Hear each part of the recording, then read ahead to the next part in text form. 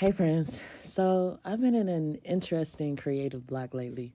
And I don't know if any of y'all can relate to that, but it wasn't until recently that I figured out why I was hitting the blocks that I was hitting. So like it's summertime, right? Like I just got out of finals, about to kick it. I try to be outside. Like I'm excited to create new content for myself, really get into my personal branding bag, like film content with my friends, all of that good stuff, just have fun. So over the past couple of weeks, I've been trying to figure out why I've been feeling the way I've been feeling. Like this is good content, like I'm excited. So why am I not excited at the same time?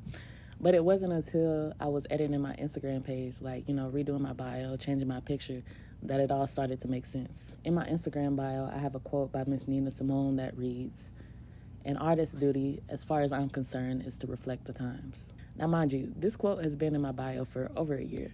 But when I read it the other day, it hit me like no other time. Right in that moment, after I read that quote, for the thousandth time, mind you, that's when I realized that my discontent didn't stem from the fact that like the ideas I had were bad or that I wouldn't enjoy making them. Cause like I like doing this stuff. Like everything I came up, it was fun.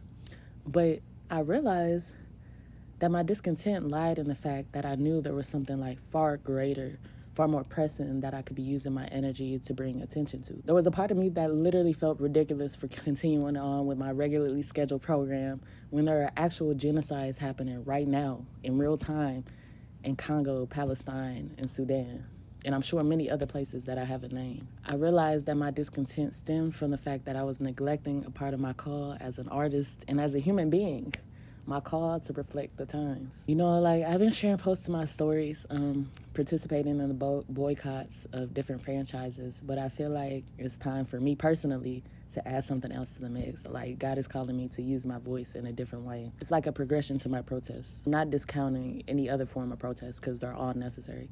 But me personally, I know that I haven't been doing everything that I could or have been called to do. So yeah, this is the start of that. And I'm making this video to encourage anybody else who resonates with this message, like, speak up.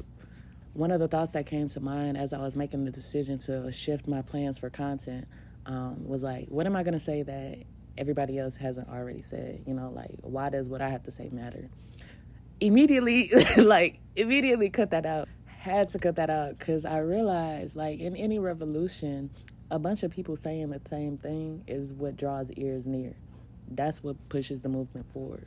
I feel like we can, at least speaking for myself, I can get caught up in my insecurities or even our genuine desires to make a meaningful impact.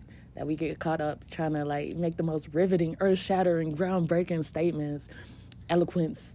Like, what did you hear? What they just said? Like, we get so caught up in that we lose our original intent for joining the movement, our original motivation behind sharing the messages we set out to share.